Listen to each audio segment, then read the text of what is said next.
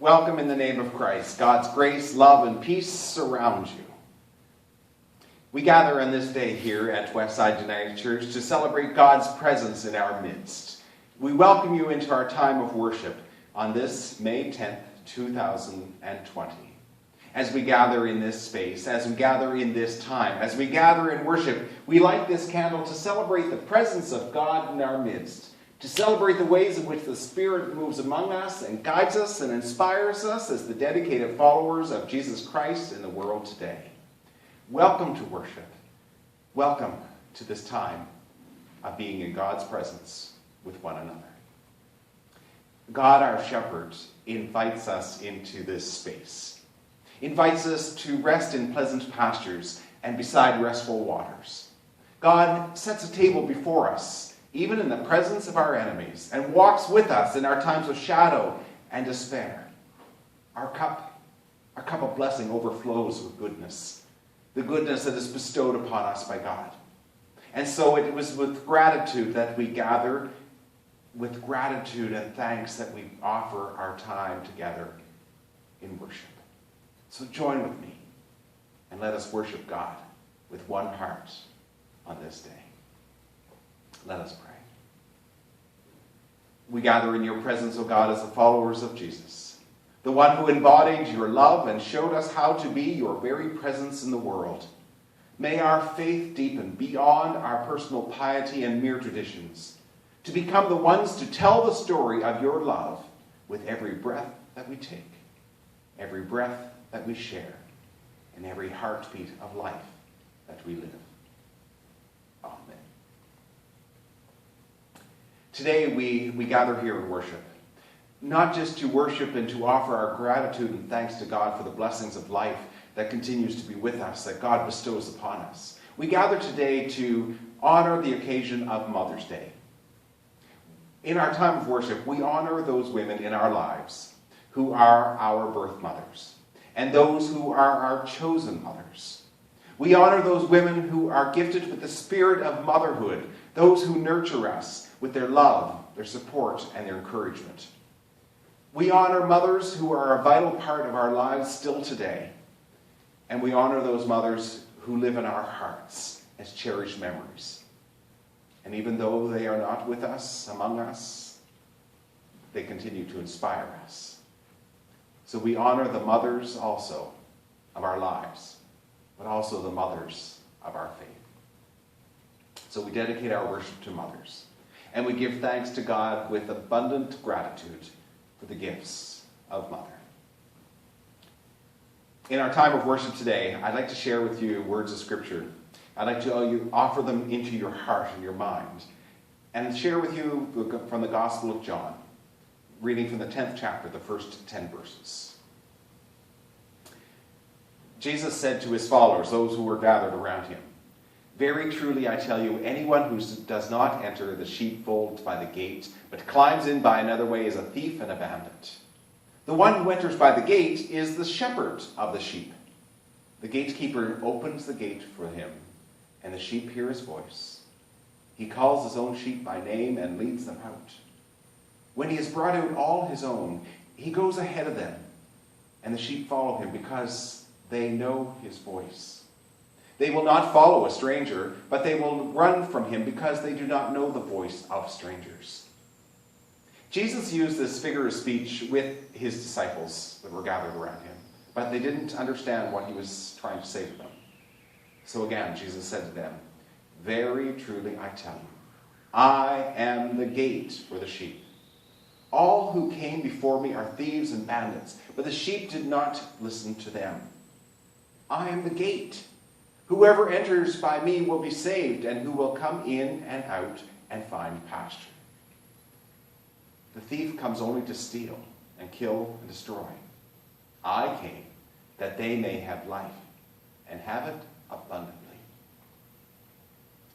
May the blessings of God be upon these words and upon our hearts and our minds as we discern how the Spirit is guiding us to reflect and to meditate on these words. For these words of Scripture, we say, thanks be to God, and amen. For many years, I've been dabbling around in family history and collecting pieces of information that someday might result in a book about the community where I grew up, about some of the families, some of the community affairs, some of the things that went on in the world as the community started and continued to grow up to its present day. Now, some of the stories of the community have already appeared in older publications, but there are still more stories to tell and record. I've enjoyed doing family genealogy as well, but I've always tried and had a preference to go beyond the level of names and dates and go into the level of the stories about who they were, how they lived, what was going on, some of their personalities. Now, going through the old newspapers from about a century or more ago does offer some tidbits of information about community life. And I also have been writing down some of the personal memories that have been shared with me by older members of the family and community. It all gives a deeper and a richer story about the individualities, about their personalities, about the world, about the community. One of the stories from my family background goes back to the 1840s. The community where I grew up in New Brunswick was just getting settled at that time, and my great-great-grandparents were one of the first two families to settle in the community of Carsonville, New Brunswick. The story that I'm referring to is that one day when the two men were away in the woods, the two women, my great-great-grandmother, Elizabeth Cook, and her sister-in-law, Esther Gons, fought off a black bear with a garden rake when it tried to attack their sheep that were in the fold near their homes. Whenever I read this story from the Gospel of John about the Good Shepherd, I think of my great-great-grandmother. I think of her courage to do what she needed to do to protect the most vulnerable in her midst. I think about all that she did in a primitive wilderness to survive and endure the harshness of pioneer life as she began a new life in a new land and raising a new young family. I am filled with gratitude for the things she endured so that all around her could have life and have it abundantly. While I'm thinking of my great-grandmother, I want to show you a few of the pieces that I've brought and gathered together to bring into this time of worship. The first is this small wall hanging. It has my initials on it that was cross-stitched on them by one of my sisters. This wall hanging was a gift to us from our mother about 10 years ago.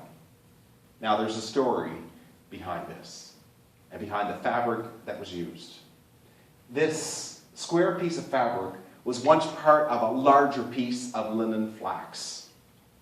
My great-great-grandparents grew flax on their farm in Carsonville, and my great-great-grandmother, Elizabeth Musgrove Cook, the same one who fought off the bear, carded the flax fibers and then wove them into linen. Pieces of her linen were divided between her children and their children and their children. This is a piece of that same linen which was given to my father and now has been divided up between each of us in our own family so that each of us have our own special piece of the Cook family linen. A few other things that I brought along. This piece belonged to my other great-great-grandmother, Mary Elizabeth Sharp Falcons.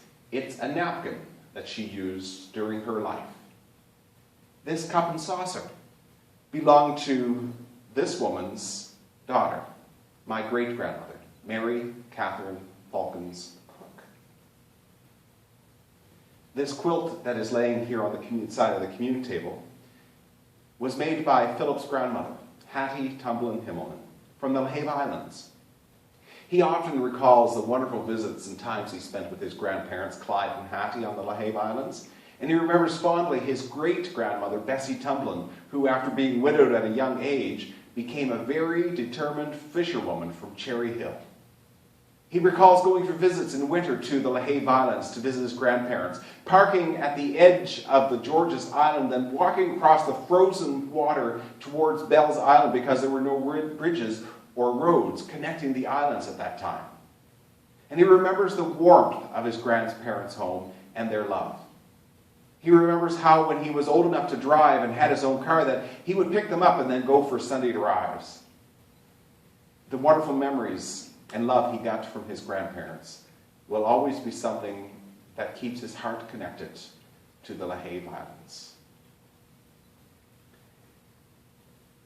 This little pillow was made by my grandmother. It's the crazy quilt pattern with all kinds of fancy stitches between that my grandmother used to do and used to do in a lot of her fancy work. It shows off some of her skills and talents as a person who did handiwork. And it shows that how even the smallest remnants of cloth could be made into something beautiful, that nothing went to waste. This is also one of her very early hymn books, which she purchased in 1910, when she was probably about 22 years old. Now, it's interesting to note that in this hymn book was a brand new hymn called His Eye is on the Sparrow, written in 1905. Interestingly, one of the other hymn books that I have of hers was purchased in 1915, and in it was another brand new hymn called In the Garden. It became one of her favorites and was even played at her funeral in 1974. My grandmother McEwen, who we called Ma, was a farm woman, a faithful member of the Methodist Church, a charter member of the United Church of Canada, a lifelong member of the Women's Institute in Carsonville. She was church organist. She did fancy works and lots of gardening, and she loved flowers. We even have in our garden here some parts of the plants that she grew on the farm in Carsonville before they moved to town in 1954. Some of these plants that we have were some of hers that she grew and tended more than 70 years ago. This hardwood cane belonged to my other grandmother, Elsie Marshall Price. It was her first cane she used until she started using a walker many years later. Now, Graham grew up outside of Sussex in Wards Creek, up in Marshall Hill, McCain Settlement, and she came to town in Sussex and worked for a family as a maid during the days of World War I. She married and moved to a farm in 1920 after she met my grandfather at a dance in Upper Wards Creek. After she moved to the farm, she started a family. And she kept things moving forward on the farm even during the years of the Second World War when our grandfather and two of our uncles were away and involved with World War II. Gram was a great cook. She was a good woman. And as mentioned, at the end of April, that would have been my grandparents' 100th wedding anniversary. This little ornament here was also belonged to my grandmother Price. And she got it from an elderly woman who lived next door to the family in Wards Creek, called Mrs. O'Brien, Bridget.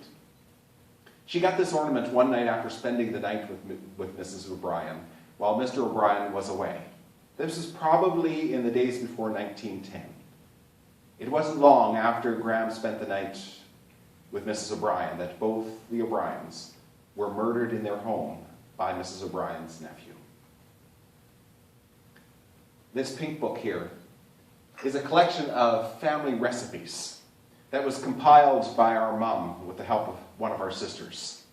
It contains some letters, it contains some notes, and it contains some recipes in the handwriting of our mom and of both of our grandmothers. It was some of their favorite recipes that became some of our family favorite recipes too. Now, from this hymn book, from this recipe book, Philip has become the one in our family who has tackled our grandmother Price's white roll recipe. He even uses the breadboard that our grandfather made for our mother when she was making bread for all of us kids when we were growing up. From this recipe book and from others, I've been the one who have kept the annual Christmas tradition of dark fruitcake that was one of our grandmother's favorite recipes and has become one of ours too. We've also included a collage of family photos. Family photos from Philip's family of the LaHave Islands and some of the generations of people that he admires and remembers from the LaHave Islands. And this is a collection of women from my family women and generations of women who have been instrumental in keeping faith and hope and family and legacies alive. We offer these gifts today in gratitude to the women of our families. With gratitude, we honor their legacy of love on this Mother's Day. Oh, I must tell you about this quilt that's hanging behind me. This quilt is a double wedding ring pattern. And it was pieced together in the 1940s by a woman that our mother called Granny Cunningham. She was the grandmother of a good friend of our mum's who lived next door to our grandfather Price's parents on Peter Street in Sussex. Our mum and grandmother Price finished this quilt in the early 1950s, and it was given to me when I graduated from theology school in April 2000. In May of 2000, I was ordained, and Mum and Dad gave me this stole which Mum made of New Brunswick tartan, along with this cherry wood chalice and paten communion set, which was made from a tree that Dad found in the forest on the farms. Then he had a local craftsman in Sussex turn it into these two beautiful pieces, which we use regularly here within our worship services at Westside United. So there are a lot of treasured memories here placed on this communion table before us, placed with gratitude and with thanks. For many people, they wouldn't mean a whole lot. Their monetary value is not significant, but their sentimental value is priceless. Perhaps you have treasured items just like this, and just like these, of your mothers, of your grandmothers, of special women in your life who you are remembering on this Mother's Day. Very few of the women connected to these items were women I met. I've only heard about them from others and the memories that they have shared with me. But the legacy of their lives remains part of me and my story. I have a sense of being connected to these women beyond possessing part of their DNA, but more because of the values of their lives and even of their strong faith that have been passed down from one generation to the next until I am the keeper. I treasure their legacies because they connect me to others and give me strength and grounding, comfort and security in challenge and in those days that are uncertain. Even though I didn't know many of them, I find courage in their stories and from their lives that they lived. Much like I find courage and strength from the story of Scripture that I shared earlier, the story of the Good Shepherd. The imagery of a dedicated shepherd caring for his sheep, the attentiveness of the sheep knowing who they can trust to follow, and the safety they feel when they're in his presence and with his voice, is one I can hold on to as well. I have very little knowledge or experience of sheep, or being a shepherd for that fact, but this does not negate me from feeling connected to this story, nor the comfort I get from the meaning of this story. The legacy of this story, the story of the Good Shepherd, and the significance of the imagery is made more vibrant because it has been passed down from one generation of faith to the next, with personal stories of the importance of faith, courage, strength, and love that can bolster up the spirit, bolster up our spirit in times of challenge and despair.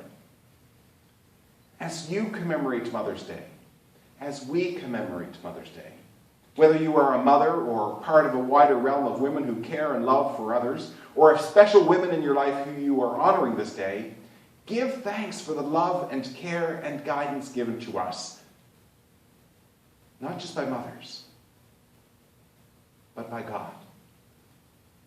Our God, like a mother, who protects, shelters, and is with us like a good shepherd tending her flock.